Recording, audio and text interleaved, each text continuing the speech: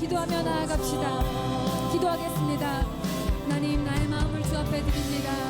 내 모든 삶을 주 앞에 드립니다. 이전까지 마음이 없었던 어떤 것을 주 앞에 주소. 나의 마음 받으소서. 나의 마음 받으소서.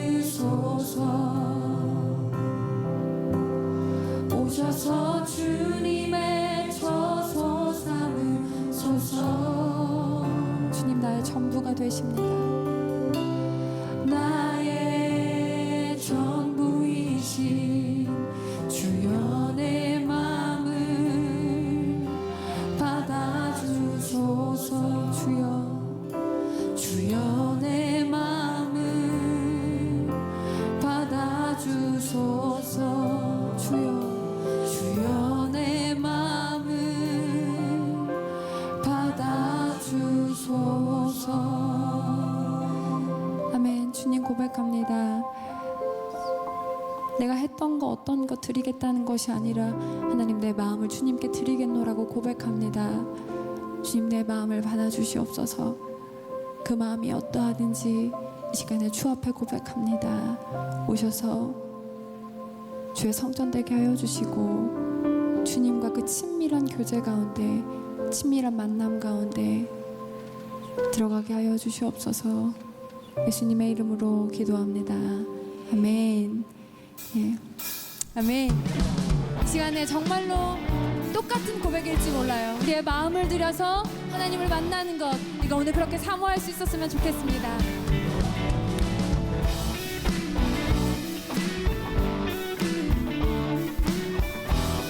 같이 고백합시다.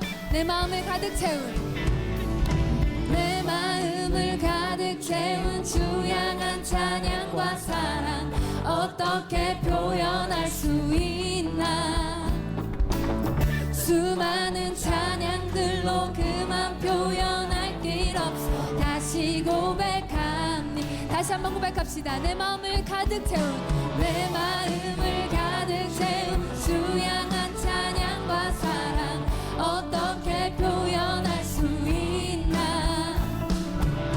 수많은 찬양들로 그만 표현할 길 없어. 다시 고백합니다. 아멘. 주 사랑해요. 온맘 다여 말로 다 할 수 없어. 오주 사랑해요. 찬양받아 주소서. 아멘. 수많은 멜로디와 찬양들을 드렸지만 다시 고백하기 원하네. 주님은 나의 사랑, 삶의 중심 되시오니 주를 찬양합니다. 수많은 멜로디와 찬양들을 다시 고백하기 원하네. 아멘. 주님은 나의 사랑, 삶의 중심 되시오니 주를 찬양합니다. 주 사랑해요. 주 사랑해요. 온맘 다여 말로 다 할 수 없어. 오주 사랑해요. 찬양받아 주소서. 주 사랑해요. 고백합니다. 주 사랑해요. 온맘 다여 말로 다 할 수 없어. 오주 사랑해요. 찬양받아 주소서. 아멘.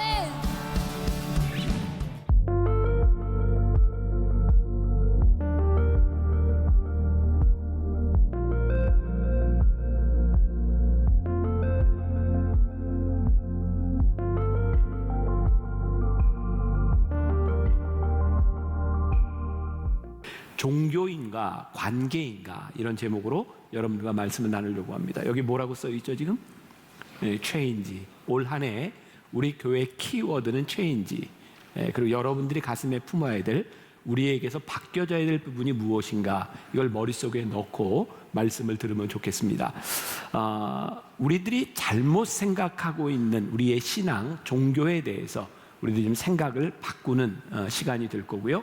오늘 말씀은 굉장히 좀 본질적인 차원이라고 생각을 해요. 우리의 신앙을 근본적으로 다시 생각하게 하는, 조금 딱딱할 수도 있지만 중요한 말씀입니다. 여러분들이 잘 정신을 차리고 들었으면 좋겠어요.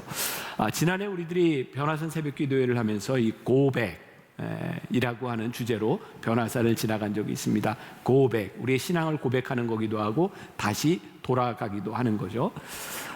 이 고백을 하는 이유는 우리들이 지금 있어야 할 곳에 있지 않다고 하는 거예요. 오늘 내 말씀의 전제도 우리의 신앙이 본질을 많이 벗어난 부분들이 있기 때문에 신앙의 본질을 다시 찾아야 된다고 생각을 하고, 거기에 아주 적절한 말씀이 호세아가 이스라엘 백성들을 향하여 끊임없이 이야기하는 거예요. 여호와께 돌아가자, 여호와께 돌아가자. 오늘 말씀 가운데 보면 참 무서운 말씀이 있는데요. 하나님께서 찢으셨고 하나님께서 치셨다는 말씀이 있습니다. 지금 호세아가 예언을 하던 이 시대는 이스라엘 백성들이 죄로 인하여 많은 고통을 당하고 있던 시기입니다. 그런데 호세아 선지자가 뭐라고 얘기하냐면 하나님께서 너희를 찢으셨고 하나님께서 너희를 치셨다. 그러니 우리들이 다시 하나님께로 돌아가서 무엇이 잘못된지를 알아야 하겠다는 거죠. 그 방법으로 오늘 본문 말씀 3절, 이 말씀은 오늘 말씀의 주제 말씀이기도 합니다. 같이 한번 읽어볼게요. 3절 나같이 시작. 그러므로 우리가 여호와를 알자, 힘써 여호와를 알자. 그의 나타나심은 새벽빛같이 어김없나니 비와 같이 땅을 적시는 늦은 비와 같이 우리에게 임하시리라 하니라. 그러므로 우리가 여호와를 알자. 어떻게 알자? 힘써 여호와를 알자. 그러니까 호세아에게 있어서 이스라엘 백성들이 가지고 있는 문제를 무엇으로 보았냐면, 그들이 하나님을 모르는 사람도 아니고 그들이 예배를 드리지 않는, 제사를 드리지 않는 사람들이 아닌데, 그들의 문제는 뭐였냐면 하나님을 제대로 알지 못한다는 거였어요. 제가 결혼 주례를 할 때 늘 하는 이야기예요.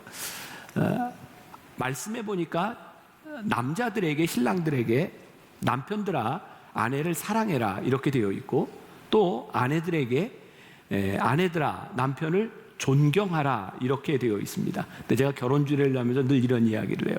사랑하고 존경하라고 하는 그 행위, 그것이 중요하지만 진짜 중요한 건 상대방이 그것을 사랑으로 알고 그것을 존경으로 알지 못한다면 그 행위가 오히려 상처가 될 수 있다는 거예요.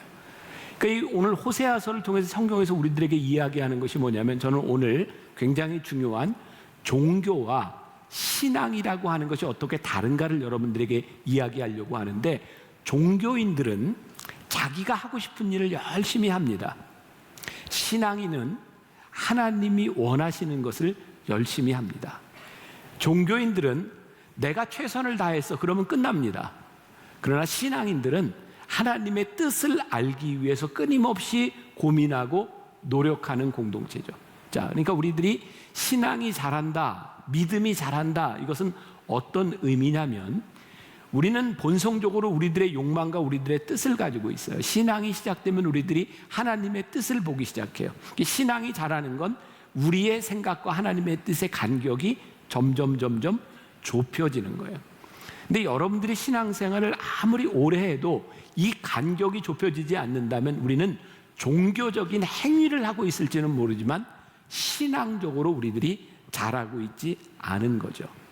자, 이제 오늘부터 나눌 10번의 말씀 가운데 자주 인용되게 될 그런 책인데, 짧은 책인데 제가 거의 한 1년 전쯤 아주 인상 깊게 보았던 책이 있어요. 스카이 제서니가 쓴 종교에 죽고 예수와 살다라는 책입니다. 여러분들과 이제 많이 나누게 될 책인데, 이 책에 보면 혹시 여러분들 중에 미식 축구를 좋아하는 사람이 있는지 모르겠어요. 나는 미국에 유학 가기 전에, 그리고 미국에 가서도 미식 축구가 진짜 뭐가 재밌는지 잘 몰랐어요. 룰도 잘 모르고. 근데 미식 축구를 한번 보기 시작하니까 정말 재밌는 게 미식 축구더라고요. 이제 조금 지나면 미국 사람들이 제일 열광하는 이제 슈퍼볼, 이제 결승전이 다가오죠. 그 미식축구 스타 중에 하나, 이 책에 나오는 얘기입니다. 스티비 존슨이라고 하는 사람이 있대요. 모르면 네이버에게 물어보면 다 알려줍니다. 스티비 존슨. 이 사람이 이제 트윗을 날렸는데 그런 내용인 거예요. 이 사람은 스타고요. 굉장히 이제 잘하는 사람인데 중요한 게임에서 이 사람이 이제 와이드 리시버예요. 공을 이제 받는 그런 역할을 하는 사람인데, 이 쿼터백은 이렇게 던져주는 역할을 하고 이 사람은 이제 받는 와이드 리시버인데, 중요한 경기에서 실수를 해서 공을 놓쳤어요. 근데 그가 트윗에 이런 이야기를 쓴 거죠. 하나님, 저는 제가 할 수 있는 최선을 다했고 하나님을 예배하는 일에도 최선을 다했는데 하나님은 할 도리를 안 하셨군요. 그러니까 이 사람의 생각에는 뭐예요? 내가 열심히 운동을 하고 내가 예배도 하고 하나님을 찬양했으니 내가 여기서 실수하면 안 되는 거예요. 자, 우리들이 이런 생각들을 참 많이 가지고 있죠. 우리들이 공부를 하면서, 우리들이 회사를 앞에 놓고 열심히 신앙생활을 하면서 우리들이 기도하고 우리들이 준비했어요. 그러면 우리들에게는 아주 심플한 공식이 생기는 거죠. 내가 믿음을 가지고 열심히 일하고 준비했으니 하나님은 여기 합격시켜 주셔야 되는 거야. 이런 심플한 공식 가운데서 우리는 모든 것이 다 이루어지는 것을 경험하는 것이 아니라 우리들이 이렇게 준비하고 이렇게 기도했는데도 이루어지지 않는 일들을 우리들이 경험하기도 해요. 자, 오늘 종교인에게 가지는, 여러분들이 조금 혼란스러울 수도 있지만 내가 이제 설명을 할 거예요. 우리의 신앙에 오류가 있다. 그 신앙의 오류란 뭐냐면 늘 우리의 기도대로 하나님이 움직여 주셔야 될 것이라고 생각하는 것, 이거 우리의 신앙의 오류다. 하나님은 우리의 기도대로 움직이시는 분이 아닙니다. 그런데 우리들의 종교적인 관념 가운데는 우리들이 기도하는 대로 하나님이 움직여 주셔야 된다고 생각하는 거죠. 자, 그리고 우리는 이런 간증들을 많이 듣잖아요. 고3인데 열심히 공부하면서 신앙생활도 잘하고 그러다가 시험을 봤는데 진짜 기적적으로 정말 내 성적으로 갈 수 없는데 하나님이 붙게 해주셨어. 그러면 이렇게 간증거리가 되는 거예요. 우리 변화산 특별 새벽기도회 때는 요 섹션이 한나 기도석이라 그래서 아이를 갖기 원하는 그런 부부들이 와서 기도하는 데입니다. 이렇게 변화산 기도회를 끝나고 나면 간증이 있어요. 정말 기도하면서 하나님 우리들에게 아이를 주셨어요. 정말 어렵게 시험관 아기를 했는데 아이를 가지게 되었어요. 그런데요, 그렇게 기도했는데도 아이를 갖지 못한 사람들은 아무 소리 하지 않습니다. 단지 우리들에게 들리는 것은 기도한 대로 이루어진 사람들의 간증은 우리들이 듣지만 기도를 했지만 이루어지지 않은 사람들의 간증들은 그냥 묻혀버릴 때가 많이 있습니다. 만일 우리의 신앙이 우리가 기도한 우리의 뜻대로 이루어지는 것이, 그것이 신앙이라고 생각한다면 그것이 이루어지지 않은 사람들에 대해서 우리는 어떻게 대답할 것인가? 그리고 우리는 우리의 삶에서 직접 경험하는 거죠. 내가 그렇게 기도했는데 왜 하나님이 이 기도를 들어주시지 않는 거지? 종교에서는요, 우리들이 원하는 것이 이루어져야 된다고 생각하는데 오늘 우리들이 생각하는 진정한 신앙의 공동체로 하나님과의 관계 속에 들어가면 우리들이 기도하는 가운데 우리들이 답을 가지고 하나님 앞에 나아가는 것이 아니라 우리들이 기도할 때에 하나님이 인도하시는 것을 바라보면서 우리의 상황 가운데서 하나님의 뜻을 찾게 되죠. 자, 내가 계속 설명할 거예요. 자, 종교인들은요, 하나님께 기도할 때 우리들의 답을 가지고 갑니다. 신앙인들은 우리의 문제를 가지고 하나님 앞에 나아갑니다. 자, 그럼 우리들에게 이런 질문이 생길 수 있어요. 그러면 하나님께서는 우리의 기도대로 응답해 주시는 분이 아니라 하나님의 뜻대로 우리를 인도하시는 분이라면 우리들이 왜 기도합니까?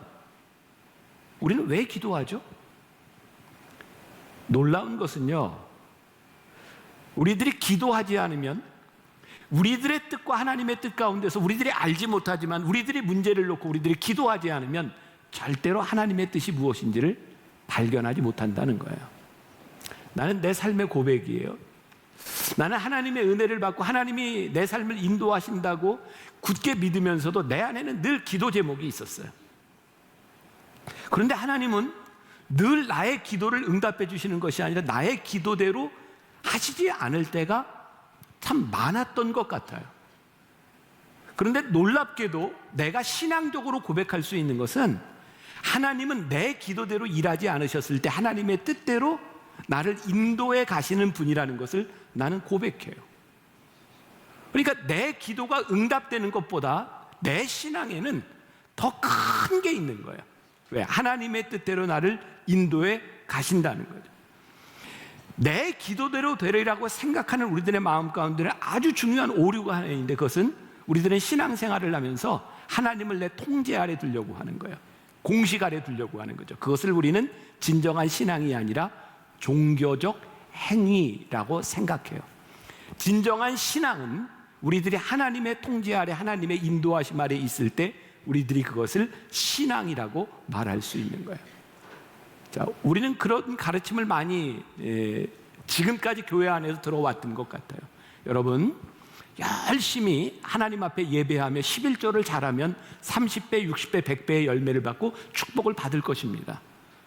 혹은 우리들이 하나님 앞에 열심히 예배하고 주의를 성수하고 잘 지키면 하나님이 우리를 지켜주실 것입니다. 근데 진짜 11조를 잘하면 우리들의 경제적인 문제가 다 해결이 되나요? 그렇지 않아요. 여러분들이 오늘 예배를 진심으로 잘 드리고 나가서 일주일을 생활하면 버스 타고 가다 사고가 났는데 나만 안 다치는 일이 있을까요? 그렇지 않아요. 이 중에 누군가는 미안해요. 오늘 나가다가 예배를 드리고 나가다가 교통사고를 당할 수도 있어요. 하나님은 오늘 우리들에게 그런 것을 말씀하시는 분이 아니다. 하나님은 우리들에게 무엇을 말씀하시는가? 언제부턴가 우리들이 생각하고 있는 경제적인 것과 우리들의 부와 명예와 이 모든 것들을 바라보니까 이것은 사실 신앙적인 것이라기보다는 우리들이 원하는, 우리들이 추구하는 부와 물질과 명예라고 하는 것들이 종교적인 이름으로 우리들에게 들어와 있는 게 너무 많은 거죠. 진짜 하나님은 우리들이 돈 많은 사람 되기를 원하실까요? 하나님은 여러분들 모두가 예수 믿고 다 서울대학 가고 회사를 갈 때는 다 삼성이나 뭐 LG나 이런 데를 들어가고 그런 것을 우리들에게 원하실까요? 하나님이 우리들이 생각하는 동일한 물질적인 가치를 가지신 분이 우리 하나님이실까요? 하나님은 우리를 그렇게 만드신 것이 아니라 우리를 향한 하나님의 계획과 하나님의 뜻을 가지고 있음을 알기 시작할 때 우리들은 우리들의 삶에서 하나님의 뜻을 보게 되죠. 우리 여기 새내기들은 대학에다 붙어서 나온 사람인가 떨어져도 나온 사람이 있나? 나는 우리 아들이 대학교에 떨어졌을 때, 우리 아들이 여기 있나 없나 모르겠네. 남의 프라이버시를 건드린 거 아닌가? 고3 때 수능을 좀 잘못 봐서 다 떨어졌어요. 그리고 재수하겠다고 할 때 내가 우리 아들에게 이런 이야기를 한 적이 있어요. 아들아, 한번 생각을 해봐라. 우리 아들은 그때 이제 목사가 되겠다고 이렇게 신학과정을 이렇게 밟고 있으니까, 네가 만일 나중에 목사가 되어 어떤 교회 어플라이를 했는데 너와 함께 어플라이한 사람이 있어. 근데 그 사람은 한 번도 시험에 떨어져 본 적이 없는 사람이야. 그리고 너는 대학에 한번 떨어져 본 경험이 있어. 교인들의 입장에서 어떤 목사가 더 경쟁력이 있겠니? 내가 생각할 땐 인생에 한번 쓴맛을 본 사람이 진짜 목사를 잘할 것 같지 않아요? 아닌가?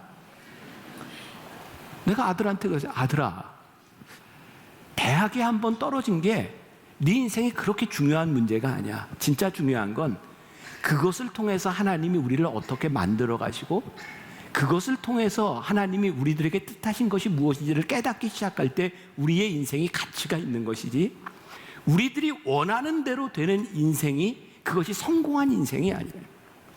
우리가 종교적인 공식에서 보는 것과 하나님과 진실한 신앙의 관계 속에서 보는 우리의 인생이 다른 거예요. 그래서 오늘 호세아서 기자가 뭐라고 이야기하냐면, 오늘 말씀 가운데 여호와를 알자, 힘써 여호와를 알자라고 하는 거, 하나님이 어떤 분이신지를 알라는 거예요.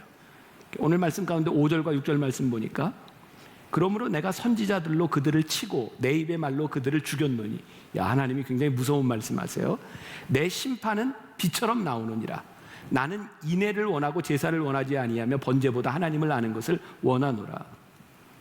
하나님께서 말로, 내 입의 말로 그들을 죽였노니라고 되어 있어요. 이 말은 실제로 죽였다고 하는 것이 아니라 너희들이 죽을 것이라고 하는 예언을 하나님께서 심판에 대한 말씀을 계속 하고 계신 거예요. 그리고 이 말이 얼마나 무섭게 현실화되고 있냐면 마치 심판은 비처럼 나오느니라, 그런 예를 들 수 있어요. 여러분들 핵폭탄이 팍 터지면 팍 하면서 섬광이 이렇게 일어나죠. 그 섬광 가운데 있는 것은 다 새까맣게 다 죽습니다. 마치 여호와의 심판이 비처럼 우리들에게 무섭게 다가오고 있다는 거예요. 그런데 여호와 하나님을 너희들이 바로 알자, 힘써 알자는 거예요. 만일 하나님께서 그 이스라엘 백성들을 심판하는 것이 목적이었다면 하나님께서 왜 계속해서 이스라엘 백성에게 경고하고 있겠냐는 거예요. 이 무서운 심판의 말씀은 하나님께서는 심판의 목적을 두고 있는 것이 아니라 그들과 또다시 새로운 관계를 맺기를 원하셔서 그들에게 끊임없이 말씀하고 있고 그들이 돌아오기를 원하신다는 거예요.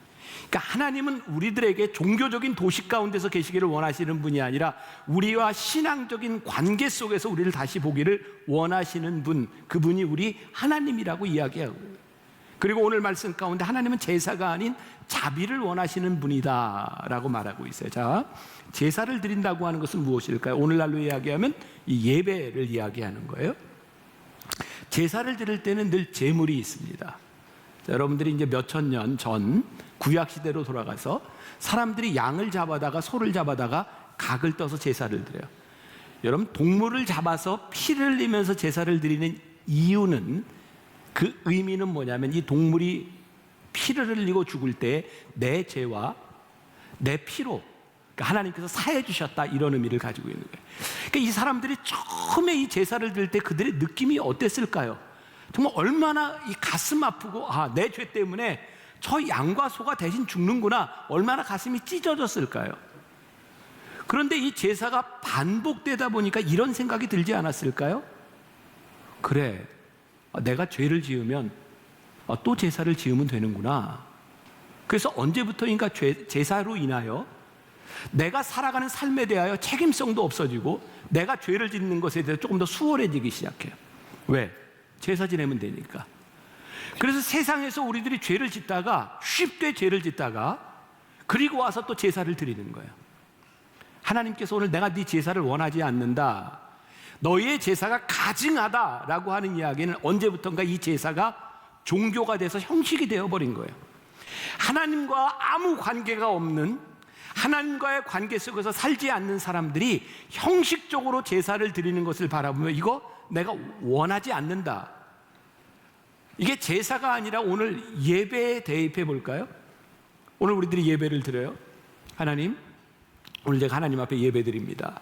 이 가운데는 어려운 일을 가지고 와서 기도하는 사람도 있는가 하면 세상에서 지은 죄를 가지고 간절히 회개하는 사람도 있어요. 그런데 언제부터인가 우리들이 예배를 드리고 나가면서 이런 생각이 드는 거예요. 그리고 세상에서 살아가면서 교회 와서 또 회개하지 뭐. 그리고 예배를 드리는 나와 이 세상에서 살아가는 내가 너무나 이중적이 되어버리는 거예요. 오늘 하나님께서 우리들에게 이렇게 말씀합니다. 내가 네 예배를 받지 않는다. 내가 더 이상 네 예배를 기뻐하지 않는다. 자, 여러분들 주변에 조금 바람기 있는 사람들이 있죠. 지금 머릿속에 떠오르는 개, 바람기 있는 사람들을 보면 특징이 이런 거예요. 먼저 여러분들이 결혼했다면 내가 결혼으로 비유를 하겠지만 내 여자친구를 만나요. 내가 널 정말 얼마나 좋아하는지 아니? 진심이에요. 근데 회사에서 만나는 여자가 있고 회사를 마치고 집에 오면 동네에서 만나는 여자가 또 있어. 그 여자에게 내가 널 정말 사랑해. 거짓말이 아니에요. 진짜예요. 그리고 또 어떤 가게에 가면 늘 이렇게 또 좋아하는 여자가 또 있어. 그게 거짓말이 아니라 진짜 사랑해. 여러분 한번 생각해 보세요. 우리가 여기에서 사랑하고 여기에서 사랑하고 여기에서 사랑하고 내가 사랑하는 게 진짜야. 그런데 이 사랑을 받는 사람의 입장에서부터 그 사랑을 진심으로 받아들일 수 있겠는가? 하나님께서 이 성경에서 비유로 말씀하실 때 우리들 신랑과 신부로 그리고 영적 간음이라고 하는 말을 이렇게 말씀하고 있는데, 제사를 원치 않는다고 하는 말씀이면 우리가 마치 하나님과의 관계를 이 예배 가운데 이렇게 만들어 놓는 거예요. 주일날 오후 2시 30분 우리들이 예배 드리는 거, 우리들이 정말 하나님 앞에 진심으로 예배를 드립니다. 근데 세상에 가면 우리들이 사랑할 게 또 있는 거예요. 하나님과 관계없는 일들인 거예요. 그렇다고 우리들이 하나님을 사랑하지 않는 게 아니에요. 내가 하나님 사랑하는데 여기서는 내가 이거 사랑해요. 그래서 우리들이 제사를 드리면서 우리는 하나님을 여기에다 이렇게 가다 놓고 우리들이 통제해요. 이걸 종교라고 말하는 거예요. 그러니까 우리들이 예배를 드리면서 마치 하나님은 오늘 이 예배 가운데 우리들에게 함께 하시고 세상에 나가면 우리와 관계없는 분들이 될 때 우리는 종교인이 되는 거예요. 그래서 오늘 이 말씀의 주제는 뭐냐면, 우리들이 종교적으로 살았던 우리가 하나님과의 관계 속으로 들어간다면 우리들이 이렇게 살 수 없다는 거예요. 왜? 여기에 계신 하나님이 여기도 계시니 우리들이 어떻게 살아가야 될지, 그리고 여기서 원하는 것과 우리들이 예배 올 때 하나님을 찬양합니다라고 원하는 것이 다 다른 거예요.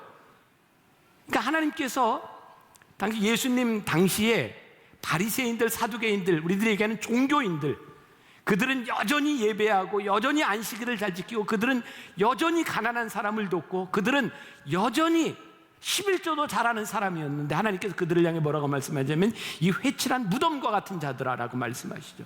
왜? 그들은 종교인이었기 때문에 그래요. 자, 다시 미식축구 이야기로 조금 들어올게요. 지난해 혹시 여러분들 중에 미국의 그 슈퍼볼에서 우승한 팀이 어딘지 알고 있는 사람이 혹시 있나요? 별로 관심이 없죠. 잘 모르죠. 필라델피아 이글스라고 하는 팀이 우승을 했어요. 올해도 그 팀이 굉장히 못하다가 지금 플레이오프에 올라가 있는데 지금 기적적으로 올라가 있습니다. 그 팀의 그 우승을 이끌고 MVP를 차지했던 사람이 닉 폴스라고 하는 사람입니다. 근데 이 닉 폴스는 정규 시즌에 딱 3번밖에 출전을 안 했던 사람입니다. 근데 주전 선수가 부상으로 출전하지 못하면서부터 나와가지고 우승까지 이끌고 MVP가 됐어요. 지금 똑같은 상황이 벌어졌습니다. 이글스가 떨어지리라고 생각했는데 주전 선수가 부상을 입으면서 닉 폴스가 나와서 지금 플레이오프까지 올라갔어요. 어떻게 될지 몰라요. 중요한 것은요, 이 사람이 그 신앙 고백을 통해서 우리들에게 하고 싶은 이야기가 있는데, 이게 종교와 믿음을 우리들이 잘 클리어하게 구별할 수 있는 중요한 단서를 준다는 거예요. 이런 영상을 한번 보면 어떨까요?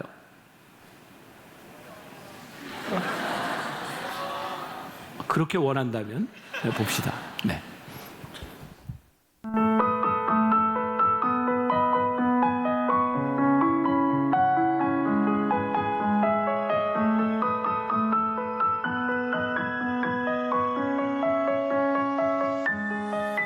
Let's bring in your MVP, Nick Foles.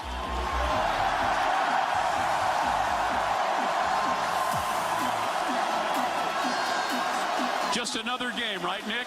Yeah, just another game. Unbelievable. All glory to God.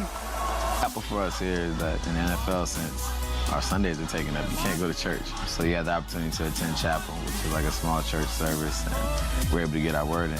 Every Monday night, we have a couples Bible study. We have a Thursday night team Bible study. And then Saturday nights, we actually get together the night before the game and just kind of pray, talk through the word, what guys have been reading, what they're struggling with, and just kind of keep it real with each other. To have that here in an NFL facility like this, it's really special. How important is it for you to use your platform to glorify God? I mean, it's huge. Our number one goal on this earth is to make disciples. That's the only job that we want to do. So Faith in Football this Sunday is huge. This is a platform that we have to draw people to the Word, to Jesus. It's something that we don't take for granted by any means. It's obviously responsibility, but we love that.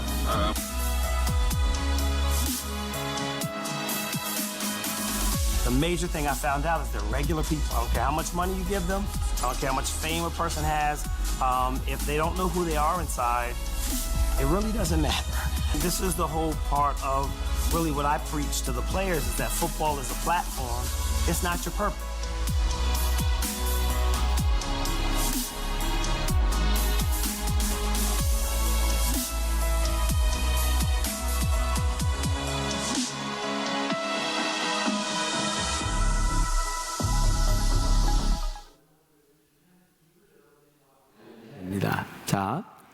기존에 우리들이 이런 영상에 대한 흔히 생각하는 것들이 저렇게 기도하고 열심히 예배하더니 풋볼에 우승했습니다. 할렐루야. 만일 그런 생각으로 이 영상을 보여주고 그런 것이 우리들의 신앙이라면, 만일 그들이 그대로 신앙을 지키고 있는데 올해 우승을 못한다면 그 하나님은 어디 가신 겁니까? 이것이 신앙이 아니라는 거예요. 우리들이 꿈꾸는, 우리들이 이렇게 신앙생활을 하고 이렇게 예배를 드리고 이렇게 성경 공부를 했으니 하나님은 마땅히 저에게 이런 보상을 주셔야 합니다라는 보상이 우리들에게 자리 잡기 시작할 때 그것은 종교적인 공식으로 우리를 인도하죠. 근데 이것으로는 우리들이 해결할 수 없는 문제들이 너무 많은 거예요. 자, 여기에 또 다른 것, 이 풋볼 선수들이 주일날 예배를 드리는 것은 거의 불가능합니다. 그들은 경기를 해야 되는 사람들입니다. 그러니까 이런 우리들이 가지고 있는 종교적 공식 속에 이것을 넣으면 저 사람들은 주일을 지키지 않는 사람들입니다. 그들이 뭔가 이렇게 축복을 받는다 이런 것들을 이해할 수 없는 부분들입니다. 여기에 여러분들이 그냥 스치고 지나갔을 그 단어가 하나 있는데 플랫폼이라고 하는 말이 등장을 합니다. 여기에 이 미식축구는 하나님께서 우리들에게 플랫폼으로, 우리들이 믿음을 살아갈 수 있는 플랫폼으로 우리들에게 주신 것이지 이 풋볼이 우리들에게 목적이 아닙니다. 그들은 그들에게 주어진 이 풋볼이라고 하는 것을 통해서 어떻게 신실한 주님의 제자로 살아갈 것이냐를 고민하며 그렇게 신앙생활을 하고 있는데 하나님께서 풋볼 우승이라고 하는 것을 경험하게 하셨어요. 그들은 여기에서 얼마든지 감사할 수 있어요. 하나님 영광 받으시옵소서라고 이야기할 수 있어요. 그런데 그것이 그들의 신앙의 목적이 될 수는 없는 거예요. 오늘 3부 예배 때 우리 이제 성도 중에 이게 빨간 모자를 쓰고 와서 내 눈에 확 띄었던 게 요번에 KBS 코미디 대상을 받은 권재관 집사가 여기 와서 앉아있어요. 제가 설교하다가 갑자기 그 얘기를 생각이 나서, 정말 십몇 년 동안 우리 교회 교인이지만 참 무명으로 살았던 사람이거든요. 저는 방송을 못 봤는데 대상을 받는 순간 하나님께 영광을 돌립니다 그러면서 많이 울었다 그러더라고요. 만일 그 사람에게 있어서 이 개그맨으로 살아가는 것이 내가 하나님을 믿어서 이렇게 이 상 받는 순간만을 바라보며 그렇게 신앙생활을 했다면 상을 받지 못했던 수없는 날 동안 그는 실패한 인생이었을까요? 우리의 신앙은 이런 공식에 들어가서 우리들이 이렇게 성공했습니다라고 하는 공식을 만들어내는 것이 아니라 우리들이 상을 받든 상을 받지 못하든 우리와 관계 속에 있는 하나님을 우리들이 고백하지 못하면 우리는 감사할 수 없어요. 우리들이 TV에서 흔히 보는 그런 장면들이 있잖아요. 축구 선수가 골을 탁 넣고 기도하는 선수. 저 사람 참 믿음 참 좋다. 그러면 골을 못 넣는 순간이 되면 저 사람의 믿음은 어디로 갈까요? 축구 선수가 그의 전성기가 몇 년이나 될까요? 내가 이렇게 하나님 앞에 무릎을 꿇었으니 하나님께서 또 다른 게임에서 하나님 영광 받으시기 위해서 내가 골을 넣을 수 있는 찬스를 주시고, 내가 발 등으로 차려고 했는데 앞으로 맞았는데 공이 이상하게 휘어가더니 들어갔어. 하나님 영광입니다. 하나님이 그것을 원하시는 분일까요? 그게 아니라는 거죠. 우리들의 신앙은 하나님 앞에서 믿음으로 우리들이 살아가기 시작할 때 어떤 종교적인 시스템이 아니라 하나님이 오늘 우리들의 삶에 우리들의 관계 가운데서 들어오셔서 우리와 함께 동행하기를 원하시는 분, 그분이 우리 하나님이죠. 그러니까 여러분 생각해 보세요. 우리 명절 때 식구들이 다 모여요. 세배하잖아요.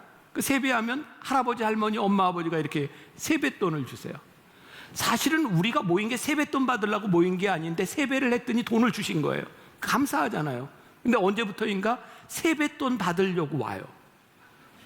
그러면 세뱃돈 주는 할머니, 할아버지, 엄마, 아빠의 마음이 기쁘지 않은 거예요. 언제부터인가 우리들이 종교적인 시스템에 들어가서 종교적인 사람이 돼서 내가 하나님 이만큼 헌신하고 내가 이만큼 예배하고 내가 이만큼 봉사했으니 하나님 저에게 이만큼의 적절한 보상을 주셔야 됩니다라고 한다면 우리는 하나님과의 관계 속에 있지 않은 거예요. 우리는 종교적인 공식 속에 들어가서 하나님과의 관계가 깨어져 있는 거죠. 우리가 올해 우리의 신앙에서 회복해야 될 것이 있는데 뭐냐면, 하나님은 그렇게 우리들의 종교식 도식 속에 있는 분으로 우리들의 하나님을 믿는 것이 아니라 우리들의 삶에 실제 우리와 함께 하신 하나님의 관계 속에서 우리들의 하나님을 믿어야 그분이 우리들에게 살아계시고 우리를 역사하시는. 전 제일 이렇게 인상적이었던 것 중에 하나가 운동선수 중에 여러분들 그 역도선 장미란 선수 있잖아요. 장미란 선수가 이쪽에서 운동할 때 우리 교회 등록해서 우리 교회를 다녔었어요.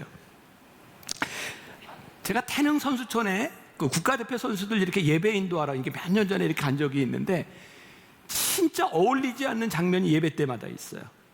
장미란 선수가 피아노 앞에 앉아 있는 거예요. 반주를 내요. 저렇게 피아노가 작았나? 정말 어울리지 않는 그 모습. 장미란 선수는 내가 생각하기에 참 신실한 신앙인이었어요. 우승을 하고 기도했고요. 근데 우리들에게 진짜 인상적이었던 건 저에겐 그랬어요. 마지막 은퇴하기 전 올림픽에서 메달을 따지 못하고 실패한 가운데서 너무 감사해서 여기까지 인도하신 하나님 앞에 무릎을 꿇고 기도하는 모습을 바라보면서 그가 이렇게 은퇴할 때가 돼서 힘을 못 쓰는데 하나님 갑자기 삼손처럼 힘을 줘서 그냥 기적적으로 들어서 금메달을 따서 기도한 것이 아니라 여기까지 인도하신 하나님의 은혜가 너무 감사해서 무릎을 꿇었을 때 우리는 저게 믿음이구나라고 생각하죠. 전 종교가 아닌 거예요. 만일 우리들이 그렇게 종교 생활을 한다면 우리들의 끝은 어디일까요? 우리들이 원하는 것의 끝은 어디일까요? 여러분 오해하지 마세요. 우리들이 노력을 하지 않거나 우리들에게 성공의 어떤 그 목표도 없이 이렇게 살라고 하는 것이 아니라 그거보다 더 중요한 것이 있다는 거예요. 하나님과의 관계 속에서 우리들이 들어갈 때 우리의 성공, 우리들이 꿈꾸는 것, 그것이 하나님이 기뻐하시는 일이 되어야 우리들이 신앙적일 텐데 하나님을 떠나간 그런 도식들을 우리들이 참 많이 가지고 있다는 거죠. 그래서 오늘 여러분들에게 이런 한 문장을 여러분들에게 말하고 싶은데 종교는 무겁고 관계는 가벼움이라. 자, 이렇게 종교적인 행위 가운데서 우리들이 하나님을 믿잖아요. 우리가 이렇게 종교적인 행위를 통해서 내가 이렇게 이루려고 생각한다면 여러분들의 예배와 여러분들의 봉사와 여러분들의 섬김이 얼마나 무거워요. 내가 이걸 해야 이만큼 하나님이 이렇게 보상해 준다고 생각하니 우리는 때로 견뎌야 되는 거잖아요. 근데 하나님은 우리들에게 그거 원하시지 않는다는 거예요. 네가 억지로 참고 예배하고 억지로 참고 봉사하고 억지로 하는 것이 아니라 네가 내 관계 속에 들어가는 것이 얼마나 큰 기쁨인지 네가 좀 알았으면 좋겠다. 그러니까 종교인들은요 행위를 자랑하게 돼요. 왜? 그 행위를 통해서 내가 받는 보상이 있으니까. 그러니까 바리새인들이 늘 그런 자랑을 하잖아요. 나는 금식했고 나는 어려운 사람을 도왔고 나는 이렇게 안식일을 잘 지키고. 근데 하나님이 뭐라고 말씀하세요? 이 회칠한 무덤과 같은 자들, 이 위선자들아 라고 말씀하잖아요. 예를 들어볼게요. 우리가 손님을 초대했다고 생각해봐요. 나도 어제 이제 어떤 교인 집에 저녁을 초대받고 갔는데 그러니까 들어가면서 참 인상적인 이야기를 그분이 하더라고요. 목사님, 목사님을 저녁에 초대했는데 목사님이 뭘 좋아하시는지 몰라서 육회 공군 다 준비했습니다. 여러분 육회 공군이 뭔지는 알죠? 잘 모르나? 알면 안다, 모르면 모른다. 어떻게 좀 해보세요. 알죠? 육회 공군을 다 준비했다는 거예요. 일단 이런 생각을 해보세요. 그분이 음식을 준비하면서 진짜 자기가 제일 잘하는 걸 정성스럽게 준비했어. 근데 내가 못 먹는 거야. 그럼 내가 기분이 어떨까요? 자기 음식 자랑하나 이렇게 생각하지 않겠어요? 나를 안내해서 들어갔어요. 갔더니 깨끗한 방석에다가 다 내 자리를 만들어 놓고 목사님 여기 앉으시죠. 근데 내가 관절염으로 다리를 잘 못 구부려. 그럼 그게 나에게 극진한 대접일까요? 고통일 수 있는 거죠. 하나님이 뭐라고 말씀하는지 아세요? 이스라엘 백성들을 향해서 얘들아 내가 너희들의 제사를 원치 않아. 너희들에게 내 마음이 없어. 너희는 나를 몰라. 제사를 드리는데 하나님이 기뻐하시는 걸 하지 않는 거예요. 오늘 우리가 하나님 앞에 예배를 드리는데 우리의 기도와 우리들의 소원 가운데 하나님이 기뻐하시는 일을 하지 않는 거예요. 내가 너희들 제사 받지 않는다. 내가 너희들의 예배를 받지 않는다. 너희들은 처음부터 끝까지 나를 예배한다고 하면서 너희들이 나를 조종하려고 하고 있잖아. 너희들은 예배하면서 내가 왕으로 너희들이 나를 경배한다고 생각하지만 사실은 내가 너희를 따라주기를 원하고 있잖아. 그러니까 우리는 종교적인 행위에 점점 익숙해져 가고 있는데 하나님과의 관계는 점점 멀어져 가고 있는 거예요. 그게 우리들의 모습이 되어버린 거예요. 우리 하나님과의 관계를 회복한다고 하는 것, 처음에는 우리들이 하나님을 존중하는 마음으로 예배를 드렸을지 모르지만 언제부터인가 우리들에게 규칙이 생기는 거예요. 오늘 예배를 드리면서 저에게 이제 그런 마음이 들었어요. 지금 청년 예배는 안 나오지만 우리 청년 중에 하나인데, 이렇게 이제 조금 여러분들처럼 이렇게 아마 그 친구가 조금 장애가 있어요. 예배 시간에요, 늘 요 자리에 앉아 있거든요. 요 자리에 앉아 있는데 내가 나오면 목사님 안녕하세요 그래요. 예배 시간에 그 사람들이 다 그 나한테만 하는 게 아니에요. 광고하는 이종현 목사님 안녕하세요. 그리고 또 사회 보는 목사님한테 목사님 우리 교회 목사님들을 다 알아요. 그리고 오늘도 갑자기 예배 중간에 이렇게 걸어 나오더니 목사님한테 선물을 이렇게 넣어주는 거예요. 목사님이 꼭 드세요. 그리고 또 당당하게 예배 시간에 걸어서 여기 가서 앉아요. 사람들이 이렇게 보면서 여러 가지 생각을 했을 것 같아요. 근데 오늘 나는 이 말씀을 준비하면서 저 친구한테 예배 시간은 지금 그러지 말라고, 또 그러는 거 아니라고 좀 알려줘야 되겠다. 그러면서 어떤 교인들의 마음 가운데는 예배 가운데 방해가 되니 저 청년을 여기 못 들어오게 해야 되는 거 아닙니까? 라고 생각하는 사람이 있을 것 같아요. 그런데 오늘 이 말씀을 이렇게 전하면 내 마음 가운데 하나님의 마음이 어디에 있는가?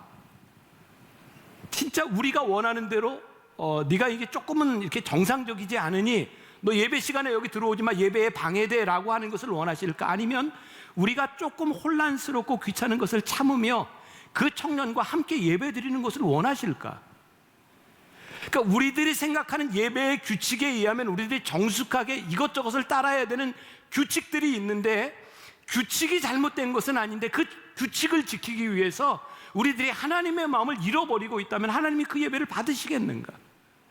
그러니까 나와 여러분들이 신앙생활을 하면서 끊임없이 고민하고 끊임없이 생각해야 되는 것이 있는데, 언제부터인가 우리들이 종교적 규칙과 행위에 물든 사람이 되어서 하나님의 마음을 잃어버린 사람이 되는 것에 대하여 무섭게 경계하고 있다는 거예요.